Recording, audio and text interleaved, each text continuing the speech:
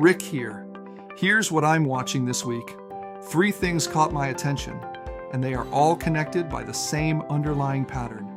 The distance between what banks are deploying and what they are actually prepared to govern is getting wider, and the consequences of that gap are starting to become visible.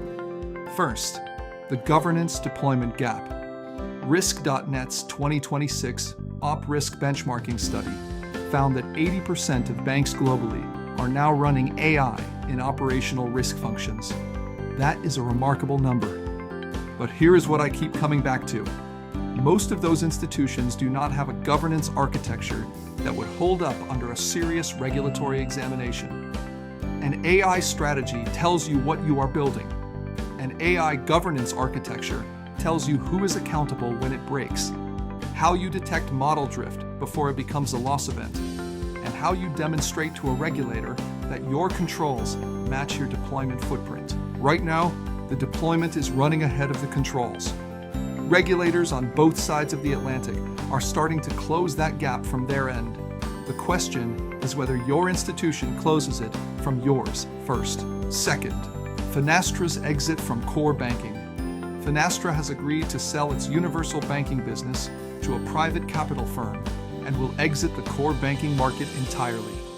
When a vendor of that scale makes that decision, it is worth taking seriously. The return profile of running a legacy core business is increasingly difficult to justify against cloud-native competition. For banks running universal banking, the immediate question is what standalone ownership under private capital means for your investment roadmap, your support model, and your long-term platform viability. I would not wait for the transition to play out before asking those questions. Third, the Genius Act and what it actually requires. Stablecoin issuance and digital asset custody are now regulated infrastructure under federal law.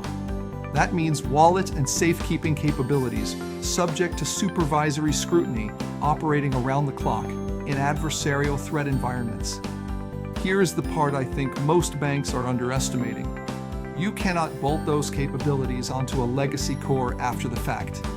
If you want optionality in this space over the next 3 to 5 years, the architecture decisions need to happen before the regulatory window opens fully, not after. All 3 of these point to the same thing.